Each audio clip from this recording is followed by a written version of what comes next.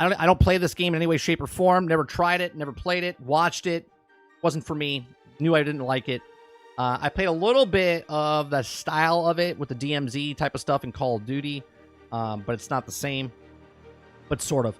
Okay. You guys like what I do here? I do these Monday through Thursday from 10 o'clock in the morning till noon Eastern. We cover news stories, have conversations with chat. We go back and forth. If you like this, make sure you hit that like button, hit that subscribe button. If you'd like to go above and beyond that, become a member as little as $5. We do live streams, uploads, gameplay, podcasts, a bunch of different stuff. Okay. So, how Escape of Tarkov wiped out years of goodwill in one catastrophic week.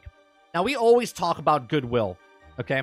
Before Suicide Squads came out, we had Rocksteady and all the goodwill they had with the Batman series. And I was like, you know what?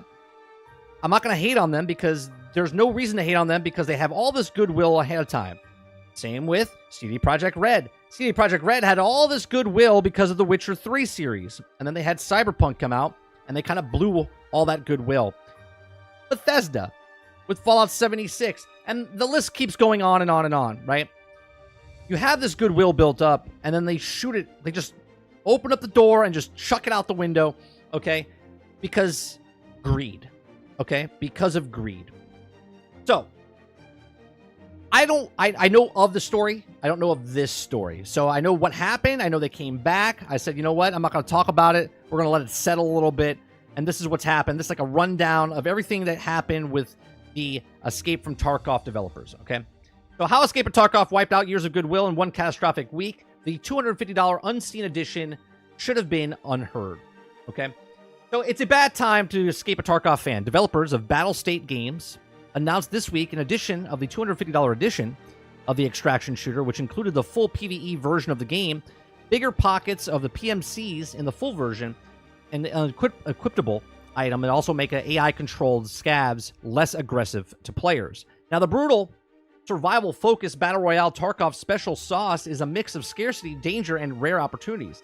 It's a game of where you're finding particular medicine can make a half dozen failed runs feel worthwhile, where the door key is worth its weight in gold, where you also go through the stretches of poverty, slowly building up the stash, and eking everything that you can in these suboptimal loadouts. It's a shooter, sure, but the shooter where single items matter and a lot more than any other game. So extra benefits didn't sit well with many owners of the existing top-tier $150 Edge of Darkness. Okay, first of all, I wouldn't even have purchased the $150 version of a game, right? Is this a AAA game? Is this Studio a AAA game? Or is this just a smaller dev? I'm asking chat in my live chat right now. You guys let me know, okay? In addition, including myself, the person that's writing this, not myself, the version was also be able to players to buy into a closed beta since August of 2016. Man, this just sounds just bad all around, okay? So it's been in beta since 2016, hasn't been out yet. 16, 17, 18, 19, 20, 21, 22, 23, 24. You're telling me this game has been out for 9 freaking years? 9 years! And they're doing what they're doing. Okay, interesting. So, in considerable price promised access for the future DLC coming to the game. Now, the argument coming from the content creators Reddit user, angry fans of Battlestate Games Discord server, is that the PvE version of the game is a new DLC and therefore should be handed out on EOD owners for free. Okay, so, you guys don't understand that. The people that paid $150 of Edge of Darkness way back when because they wanted to support the developers, remember, support your developers. Okay? It's people like this that give a bad name when actually you're supporting your developers. This is not Blizzard. This is not Bungie. These are not AAA studios, okay? These are smaller studios that you developed, okay? So an indie studio, when they take advantage of people like this, makes a ripple effect across the industry going, should I support a game like this? Now look at what Larian Studios did. Larian had a 2-year or almost 3 years of Baldur's Gate 3, but that game came out and it was for the better. This game's been out for almost 9 years. Okay, and they're trying to sell you on more stuff of the thing that they promised ahead of time for the people that spent $150. Okay, so Battlestate Games initially denied the new mode was DLC, and they tried to play the word game. Okay, which went down about as well as you expected. I love when they play word games, man. You have to read between the lines, not the actual line itself. Okay, the backlash was absolutely furious, and after a few days in the bunker, the developer half admitted to getting it wrong. I love this. I love when they we made a bad mistake. We can't admit that, though. You don't want to admit that we made a mistake. Let's kind of play it out and let's change the wording. Okay, owing to pressure of damage control mode and saying that all the EOD owners will get 6 months of the co-play for free, with rather substantial catch. Battlestate can't do immediately because they don't have the server capacity for everyone who's bought the EOD edition. And the PCG Lynchfield put in is the enormous underforced error, okay? Or unforced error. So now they're saying that, well, we don't have the support, so we're going to have to... This is what investors are for. Now, there's a difference between investors and consumers that are willing to part with $250, okay? Because all you're getting for $250 is you're getting the game that's supposed to be subsidized, because when they get the investment, they're supposed to make a game, sell a game. And once they sell that game, they're supposed to make their money back on that game because enough people, and this is what's called a budget, right? So when you make a budget of a game, you know what your costs are going to be ahead of time. This is how you know what your investments are. This is how you know how much money you need. This is how much you know what the servers are going to cost. And then you know what you have to charge for the actual fucking game. Okay? And they came out and said $150 was what they needed. At least that's what you hope. Maybe they didn't do math back in their day when they were making their company, when they first made the game 9 years ago. But now they're like, you know what we need? We need another $100 on top of the $150. Okay? And they don't want to make any kind of problems here. They just want to just say, oh no, we didn't make a mistake. It's just that you can't possibly ask us for something that we told you ahead of time that all this was going to be included. You can't actually hold us against to our word that we said. How dare you? Okay? We'll give it to you for 6 months. Anybody after that has to pay $250. Like, do we hear ourselves here? We have conversations about AAA games costing $100. And we're pissed off that Ubisoft is making a $110 version of their game that's not sold on day one. It's 3-day early access and you get it for $110. Okay? And this independent company, this indie studio, is asking you for $250 for their game. For a PvE content that doesn't even need to be online. Imagine. Okay? So on top of that, in an effort to try to appease these fans, the EOD players are being even prioritized matchmaking and the series of new items. Okay? This means that players who haven't bought the EOD edition before now, which is no longer on sale, by the way, are now going to be stuck in longer queues for the matches. Make the problem, sell the solution. Oh, but we can't sell the solution anymore. We're going to sell the solution for even more. Okay? To be clear, players who've bought the standard edition of Tarkov have paid $50 for the game and are now being treated like second-class citizens. That's for, yeah, imagine that shit show. Now it says, money, money, money, money. Okay, now I've always been forgiving of the Escape of Tarkov who bought the EOD edition all the way back in January of 2017, when the game was essentially just a previous and smaller factor map of the horde of players charging around with the hatchets and bid of find the existing pair of night vision goggles on the map. Now the game comes a very long way since then, and while the players have been Tarkov's huge cheat problem, I found the most of the changes to be broad improvements to the core experience. Not every change has been on my personal taste, and in addition to the new systems and the maps introducing bugs and the meta shifts along the way, there's also a sense of Battlestate Games has a good sense of the game that they're trying to make, but Tarkov was moving towards the endpoint, which with each update. Now after this, not entirely sure if it still holds introducing a $250 edition, weeks after the devs also announced the microtransactions to let players get their hands on additional space in their players out of raid stash and clothing options previously earned through in-game achievements. Now has left me wondering, if they're really not so sure about what they're doing after all. No, they don't. See, video games is a really interesting form to get people in. Hey, very lucrative. If I invested $100 million into a movie, I don't know if I'm going to see that movie, that money back. But if I spent $100 million, okay, and I don't know how much this game costs, but if I spend $100 million on a video game, I have a hell of a chance of making my money back plus more, okay, because of the microtransactions and whatnot. So this game's been out for so long, and apparently they haven't been making money. Apparently they're just scraping by on what they've made so far, and this is why they're charging an additional $100 for the game mode that they're having, that they've cut out of the game, that they didn't give you for the last 9 years, and they made the problem sell the solution. The problem is cheaters. The problem is the PvP. Okay? The solution is PvE. Well, we can't just give PvE because how are we going to make money off of that? Well, let's add microtransactions. Oh, and by the way, let's add another additional $100 on top of the $150 addition for the PvE category. Okay? Because we can't just put that in the game. These are the things we were supposed to be in the game, but we can't actually put it in the game. This is why we asked for $150 from those people way back when, because we were investing that money in the company to make the game total. And that's what we told them, and that's why they trusted us. Goodwill out the window. Okay?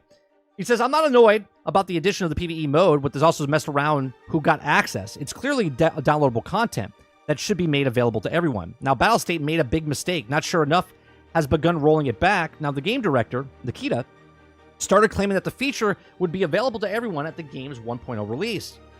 When's that going to happen?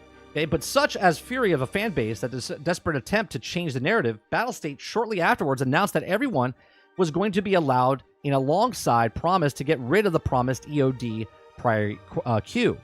Now, I'm actually more concerned about the deep pockets you'll be rewarded for with your deep pockets, and also device that makes AI scavs less likely to attack players.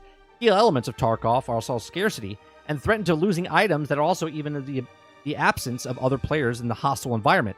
These additions fundamentally change the aspect of the game and the tip of the scale, and a little more against what they aren't willing to spend, $250 on the already unforgiving experience. Now, the new pockets essentially outfit your PMC character with the cargo pants, turning into 4 one-slot pockets into new configurations featuring one slot pockets and 2 slot pockets. Most magazines in the game are 2 slots in size, and meant also to run the assault rifle with decently sized mags would also need to equip the tactical vest to put on your mags in.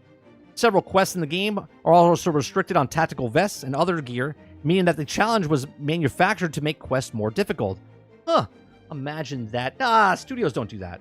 They don't make the grind more grindy. Okay? Now the unheard owners could go into a raid naked, but for the gun, the pockets full of magazines, minimizing the risk of maximizing the amount of loot that they can tote from the raid. More importantly, if a player without these bigger pockets is doing one of the same limited gear quests as someone with the bonuses, they're going to be significantly disadvantaged. This is pretty open and shut case for pay to win. Pay to win. Say it ain't so. Okay. Even in the worst new mark of the unheard item, the special trinket, the special trinket that can't be looted from players' corpses, taking the form of a radio. Those who wear this will also find the insured gear coming back to 30% faster, in-game cash services costing 50% less, and players with also 6.0 fence rep will find the scavenge over 60 meters away, would no longer shoot them unless provoked. These are some downsides, but none of them offset the fact that this also make a player into a player versus player killing machine, able to hide in full view, and the AI scavs and picking off players. Now, the presence of the claimed scav has also long been a sign of safe area for many Escape or Tarkov players. It's also the idea for those who pay enough money to abuse this learned behavior before picking up off their PMCs, who are also trying to kill them AI themselves, is pretty gross. Snipers can now hide risk-free, pick off players, killing looting scavs and hot spots without any real downside. So to summarize, players who pay $250 will face fewer consequences, find the game generally easier to be at, and unmensurably advantage over the players who have merely forked out $50 or even $150 for the game. As a game, Escape or Tarkov has never really felt particularly fair. AI characters will sometimes headshot you as soon as they see you. Server disconnects will also mean to reconnect 5 minutes later, half starved to death in the bush, or turning the wrong corner and seeing you're instantly blown away by someone replicating whoever nonsense position stank rat was put on the TikTok. But crucially, the thing that the Escape of Tarkov always screwed everyone over equally. Now, the wipe got off with the exceptional start when they found the ultra-rare Lead X, the highly sought-after item in the quest progression, in a duffel bag in the nightmarish streets map. Before I lost a few minutes later running into the armored car and killed it instantly, Tarkov gives, Tarkov takes. And I said with a shrug as a cue back, and sometimes it's not fair. But now it feels like the Battlestate Games is changing the rules. While also the situation will also be in the game, and then the fact that they can buy advantages for Escape of Tarkov makes it suspect Battlestate Games is now a Machiavelli genius It took them for one more just guys chasing the big buck as prepared for Tarkov's 1.0 release, and there's next project. After all, these are two changes for significant, and they're going also to change how the flow of the game, even for people that aren't willing to drop $250 of the Unheard Edition. He says, I got my money's worth of Tarkov, and I'm not opposed to paying more for the games I've really enjoyed, but similar to the Unity's disastrous 2023, I'm now nervous about Battlestate's management to stick their 1.0 landing, and also zealous of Tarkov's stains for years, and played for thousands of hours since my character first got stabbed to death in the bathroom all the way back in 2017. He says, this isn't my first time Battlestate that got something wrong, but it's fundamentally a special edition messes with the game work. This is also the catastrophic mistake that also seems to be cost developers all the goodwill that they built up over so many years. Look at any Tarkov forum, Discord, or social media. You won't find a single player defending this.